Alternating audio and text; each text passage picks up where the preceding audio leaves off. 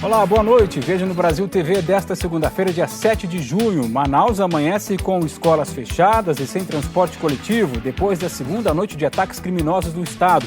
Mato Grosso do Sul intensifica a transferência de pacientes com Covid para outros estados por falta de leitos. A Polícia Militar e a Marinha acabam com uma festa clandestina num barco superlotado no Lago Paranoá, em Brasília. E veja também, a produção de energia limpa no Nordeste usa a força dos ventos e o sol. É agora no Brasil TV.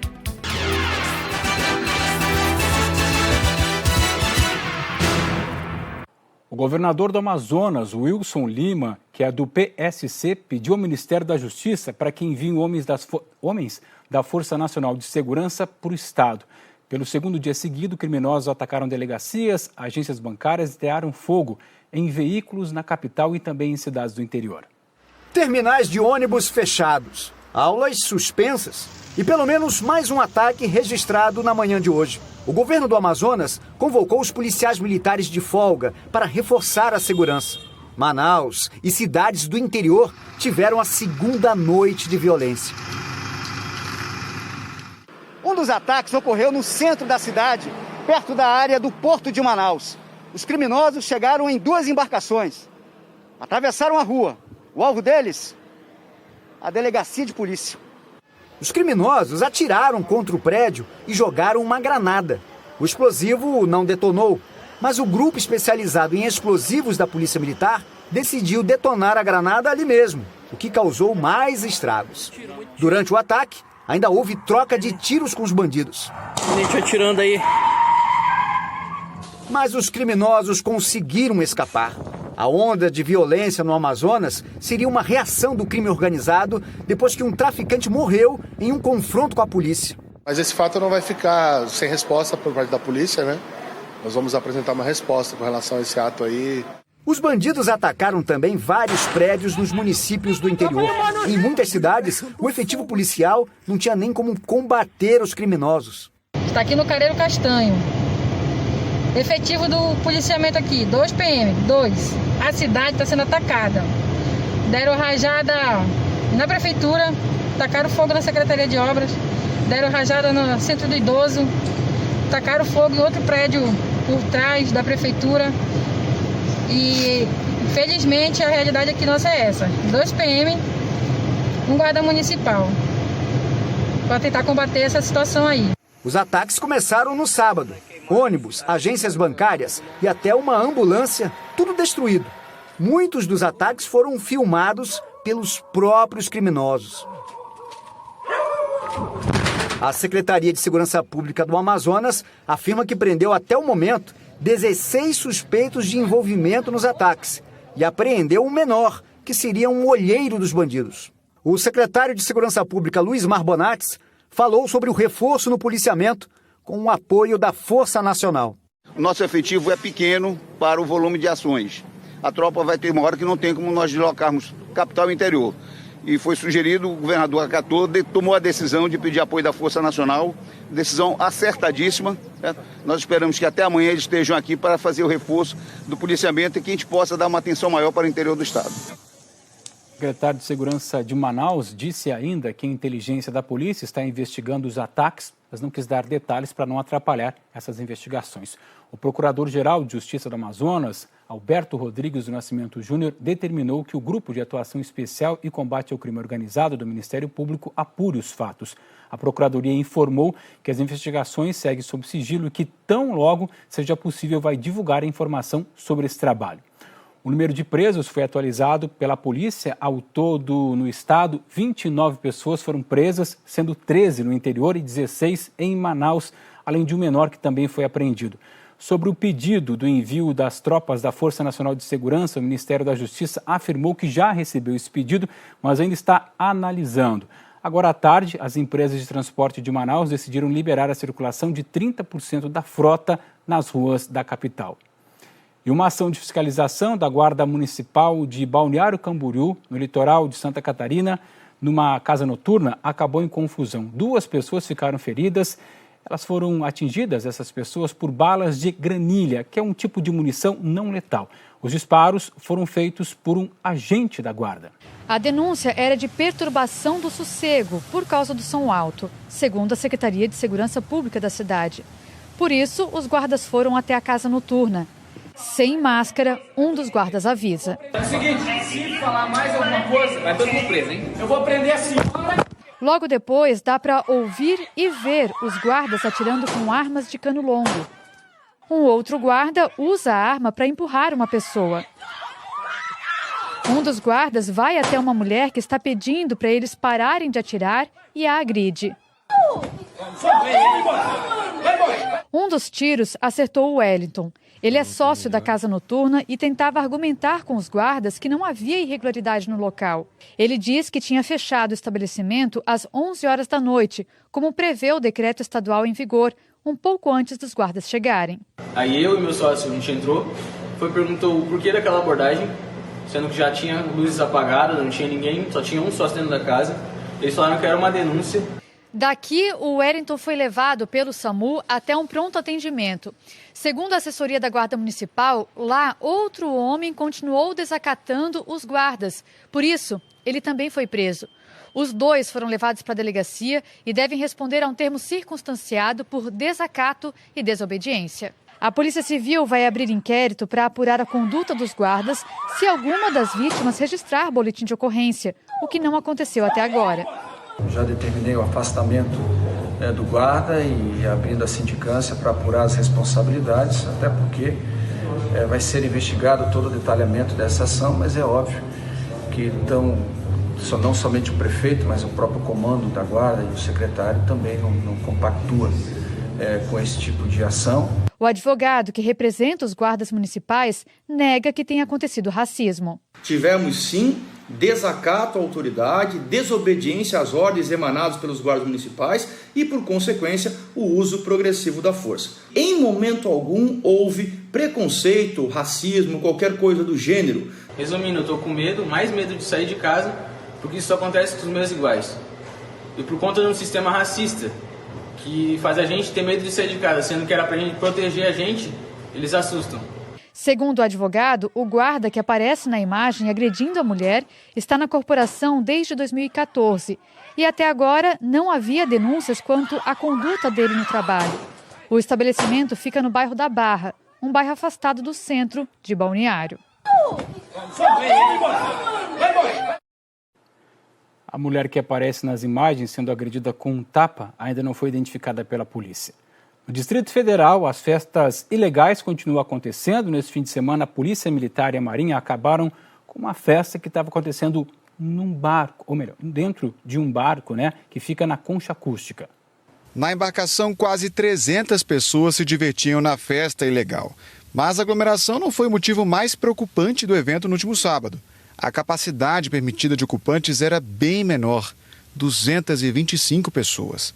Faltavam coletes salva-vidas e os extintores de incêndio estavam vazios. A festa foi interrompida durante uma operação conjunta da PM e da Marinha na madrugada de domingo. Quando nós abordamos o estabelecimento, algumas pessoas elas estavam efetuando o transbordo do estabelecimento, da embarcação para as lanchas e de uma maneira totalmente insegura. Logo que o gerente ele foi abordado, ele foi notificado sobre isso, sobre essas falhas graves. Ontem à noite, a PM fiscalizou mais uma vez o flutuante e verificou que a quantidade de ocupantes estava dentro do permitido.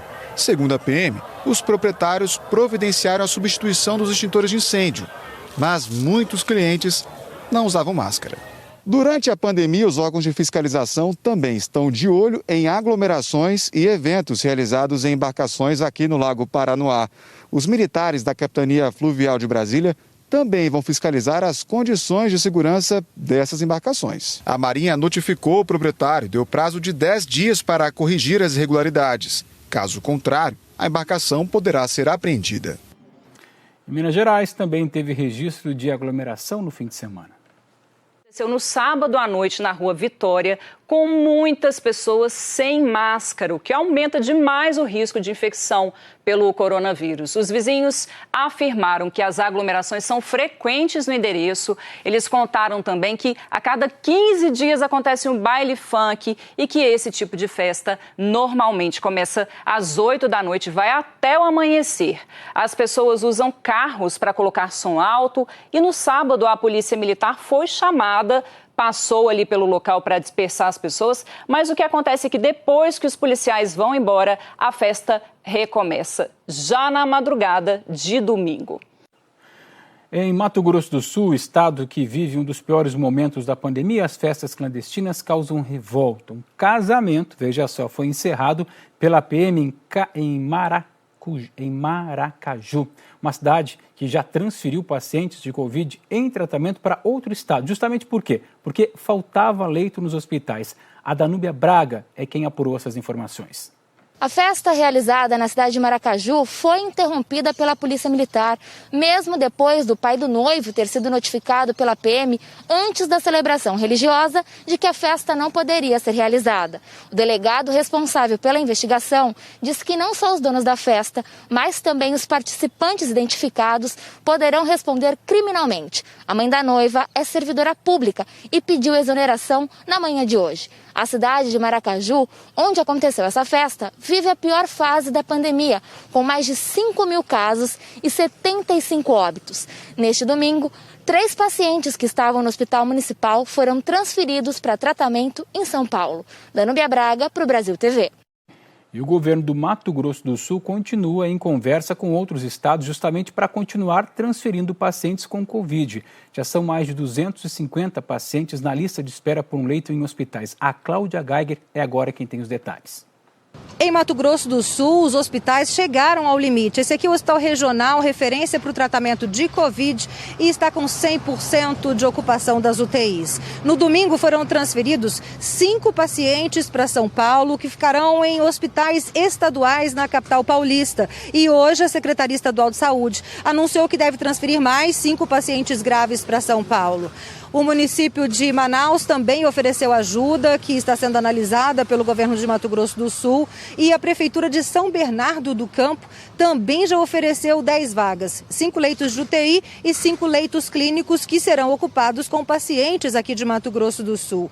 Na semana passada, outros 9 pacientes graves foram levados para Porto Velho. Cláudia Geiger, para o BR-TV. Em Mato Grosso, a preocupação é com o aumento dos casos de Covid. Agora quem tem as informações para a gente é a Yanara Garcia. A média móvel de casos teve um aumento de 6,34%. Hoje, são só 74 leitos de UTI para Covid disponíveis no estado. A taxa de ocupação chega a 86%. A última atualização da classificação de risco da Secretaria Estadual de Saúde, que leva em conta os casos ativos de Covid, a taxa de crescimento da contaminação e também a ocupação de leitos de UTI, mostra um agravamento da pandemia em Mato Grosso.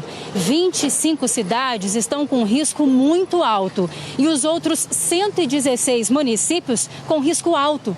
Todas as regiões do estado têm hospitais com 100% de ocupação nas UTIs. Além disso, a vacinação segue lenta. Segundo a Secretaria Municipal de Saúde, muitas pessoas agendadas não têm ido se vacinar.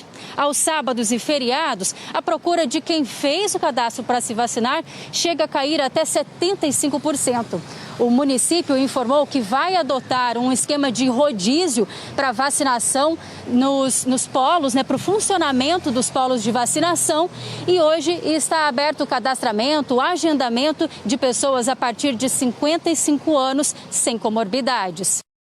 A Secretaria de Saúde de Pernambuco confirmou o primeiro caso de mucormicose, a doença que também é conhecida como fungo negro, e foi em uma pessoa que teve Covid-19. Olá, a paciente de Pernambuco tem 59 anos e é do município de Casinhas, no agreste do estado. Ela está internada no Hospital Universitário Oswaldo Cruz, aqui no Recife. A Secretaria Estadual de Saúde informou que ela está consciente e o quadro clínico é considerado estável. O Ministério da Saúde foi notificado e investiga a possível associação com o novo coronavírus. A mulher teve o diagnosticado confirmado para a Covid-19 em março e depois desenvolveu uma pneumonia bacteriana. Ela é obesa, tem diabetes, asma e hipertensão, que são fatores de risco para a infecção de um fungo raro que causa a mucormicose. Voltamos ao estúdio. A gente fala agora da operação da Polícia Civil no Paraná, que prendeu 4 pessoas hoje pela manhã.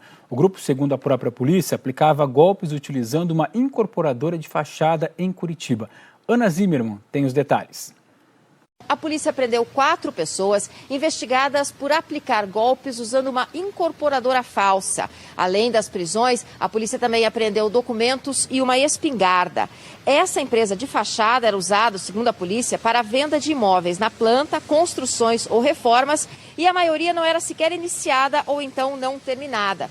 Os policiais dizem que os suspeitos retiravam o máximo de dinheiro das vítimas e não davam retorno sobre as obras. A polícia já ouviu 8 vítimas e o prejuízo já apurado é de R$2,5 milhões, mas pode chegar a mais de 6 milhões se o número de vítimas passar de 30, como já preveem os investigadores. Nós tivemos aqui diversos contratos que já estavam com o prazo para a entrega do imóvel já estourado, alguns até há mais de um ano. Que o imóvel era para ter sido entregue e o imóvel não foi e sequer a obra havia sido iniciada. Nós, então, efetuamos toda a investigação e descobrimos, em alguns casos, por exemplo, que sequer a incorporadora havia dado entrada no projeto para aprovação na prefeitura para a liberação da obra. Cristiano é uma das vítimas. Investiu R$300 mil em 2 sobrados na planta há 1 ano e meio. Com as obras muito lentas, decidiu procurar a polícia. Tudo isso envolve dinheiro, envolve coisas suadas, suor que a gente do trabalho nosso, e a gente foi enganado, assim, sabe? É muito impactante isso. Os moradores do bairro de Colônia, que fica na zona sul de São Paulo, começaram a semana com um grande susto. Criminosos explodiram um caixa eletrônico de um supermercado da região e, para facilitar a fuga, eles também roubaram um ônibus e atravessaram esse ônibus numa avenida. É o 3º caso desse tipo de crime em 3 semanas. Os moradores compartilharam esse vídeo da madrugada. Alex estava dormindo e acordou com um barulho. Era em torno de 5h13 da manhã. Eu escutei os 2 estrondos. Logo em seguida, depois de 15 segundos, acordei com o 3º estrondo. Logo depois foi troca de tiro. Você ouviu barulho de tiro, então? Ouvi barulho de tiro, exatamente. A explosão foi neste supermercado aqui do bairro Colônia por volta de 5h10 da manhã. Mas minutos antes de causar a explosão, os bandidos pararam um ônibus a cerca de 3 quilômetros daqui. A ideia era bloquear o acesso pela estrada da Colônia. Eles encontram as vias de maior fluxo e tentam cercear essas vias aí com caminhão, com carros, com ônibus queimados. E naquela região muito específica da Zona Sul, a estrada da Colônia ela é uma via praticamente de mão única ali. É um dos caminhos principais, se não o único, que traz o batalhão mais próximo até esse local onde foi feita a explosão do caixa eletrônico dentro do supermercado. Eles tentaram colocar fogo no ônibus, mas o motorista conseguiu apagar antes que as chamas se espalhassem e colocou o coletivo na lateral da pista.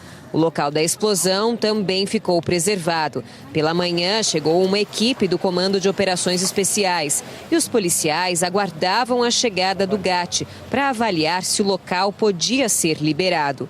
Os moradores dizem que o bairro é tranquilo, mas toda vez que melhora o acesso deles ao sistema bancário por aqui, os bandidos resolvem agir. Tudo que a gente vai pagar, a gente tem que pegar o ônibus e ir lá mais pro centro, né? Não tem um banco, não tem nada aqui. Então o caixa ajuda muito vocês, né? Ajuda muito. Esse é o 3º caso parecido na zona sul da capital nas últimas 3 semanas. Na madrugada de quarta-feira, criminosos roubaram 2 ônibus para interditar ruas do Grajaú. Segundo a polícia, o incêndio fazia parte de um plano para assaltar um comércio da região. E 2 semanas antes, cerca de 15 criminosos invadiram um supermercado, também no Grajaú, e roubaram o dinheiro de caixas eletrônicos. Depois, colocaram fogo em 2 ônibus para fugir. Essas 3 ocorrências que elas estão no mesmo local, elas muito provavelmente são de uma facção única, de uma quadrilha, ou então de uma outra quadrilha que elas têm contato entre si para que possam trocar essas informações criminosas. Em apenas um dos casos que a gente acaba de mostrar, uma pessoa foi presa. Você vai ver depois do intervalo a força dos ventos e a energia solar são as fontes limpas de energia no Nordeste do Brasil.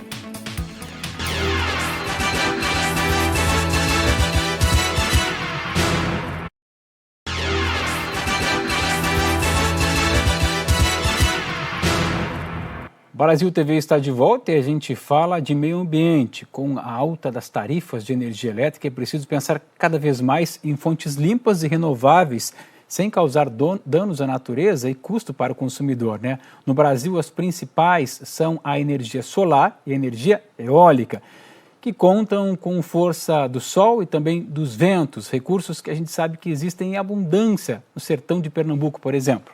Do alto é possível ver como a energia solar vem mudando a paisagem da cidade. Em Petrolina, os telhados das casas e empresas estão cada vez mais cobertos de placas. Módulos que captam a luz do sol e convertem em energia elétrica.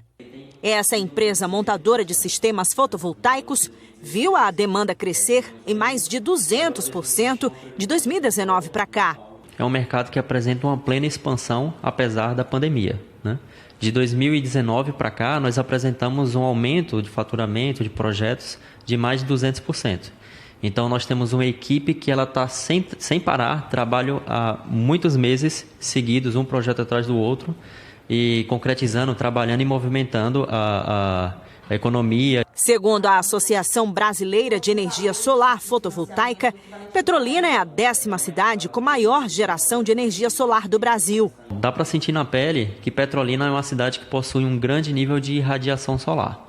E também possui uma economia muito forte. Então são 2 fatores que, somados, proporcionam essa boa possibilidade de implementação de projetos de energia solar. Tanto é que Petrolina hoje é a cidade que não é capital, mas que possui a maior quantidade de projetos instalados do Nordeste. O Brasil atingiu a marca recorde de 600 mil unidades consumidoras de energia solar fotovoltaica distribuída, a maior parte instalada em residências. De acordo com a Absolar, o país ocupa hoje a 11ª posição no ranking mundial com esse tipo de energia limpa e renovável. Da radiação do sol para a força dos ventos, a energia eólica também vem crescendo no país. Segundo dados do Operador Nacional do Sistema Elétrico, esse segmento bateu recorde no Nordeste. Embora a energia eólica represente hoje apenas 9% da energia produzida no Brasil, o mercado nacional vem chamando a atenção de investidores. A Votorantim Energia opera aqui na região de Araripina cerca de 563 megawatts de potência instalada, com capacidade de expansão para quase 1 giga a partir de março de 2021.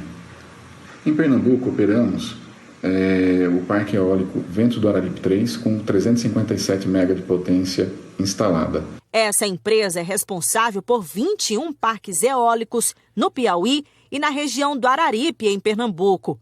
Quase 90% de tudo que é produzido nos parques vai para as casas e empresas de todo o país.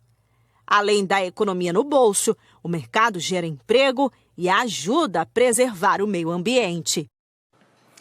O mês de junho é da festa junina, né? Mas desde o ano passado a gente está comemorando de uma forma diferente, em casa, mas mesmo com a pandemia. Há muita procura ainda pelo milho verde, aquele milho que é vendido nas feiras livres, por exemplo, lá em Pernambuco, justamente por quem quer celebrar o São João com a família e não abre mão de fazer aquelas comidas deliciosas. Procuramos em várias bancas e nada.